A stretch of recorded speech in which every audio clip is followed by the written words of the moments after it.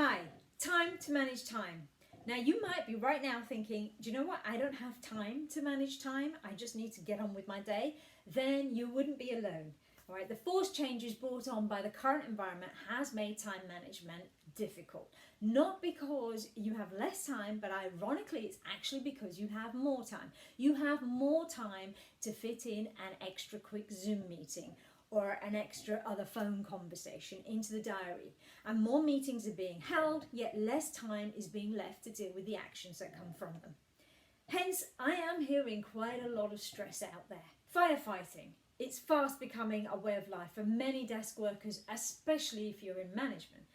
It's time to take time out to manage your time better. If you don't already know the Stephen Covey story about the woodcutter, then I would suggest you do have a read of it. I mean, essentially, it's about the irony of not having time to look after or maintain the resources that are absolutely essential to do the job that you do. And in the case of the woodcutter, it was his saw. That was his resource. In your case, it's you.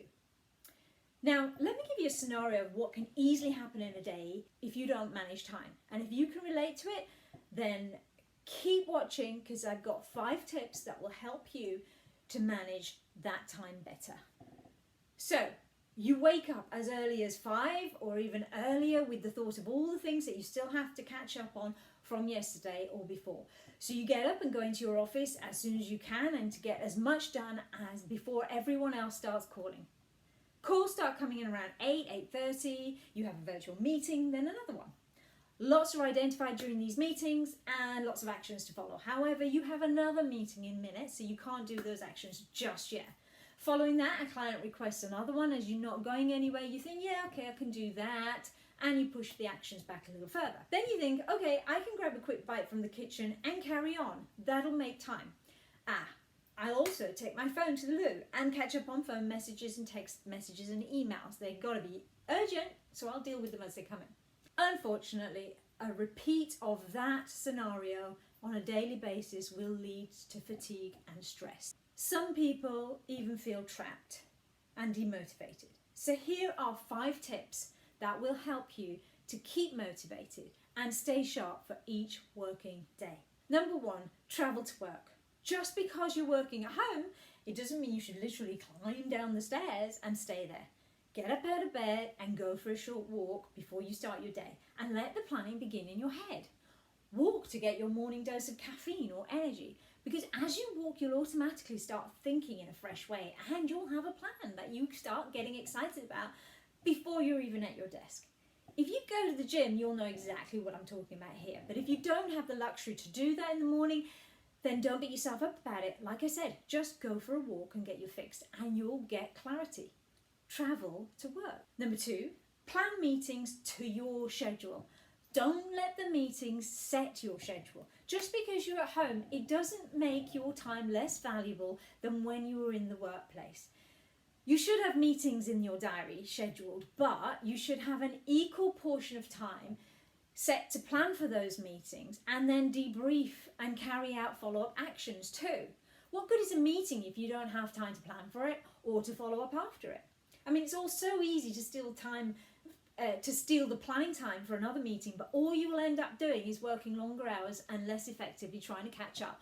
Remember, it isn't the time that you put in that counts, it's the effectiveness of your input, and your effectiveness will depend on the time you gave yourself to make your actions be the best that they can be. So plan meetings to fit your schedule. Number 3, expect the unexpected. Plan for firefighting tasks to land on your plate. It will happen. Things will always land on your desk that you didn't expect to happen. These usually come in the format of emails or phone calls. And this is why it's so important to leave a buffer time in your schedule. This buffer time is, I'm not talking about time for your planning, but more an allowance on top of your meeting time or your planning time. It's time that you give to reading emails and listening to voice messages. You can set yourself 1 or more buffer times a day. 2 is usually ideal, 1 at lunchtime and 1 towards the end of the day, because both of these times allow you to either react or plan ahead. Though just remember, the person sending the message always sees it as urgent. So be brave enough to leave some till the end of the day, because you might be surprised into how things can sort themselves out without your time. So expect the unexpected. Number 4, communicate your schedule. Make sure people that you work with know what your routine is.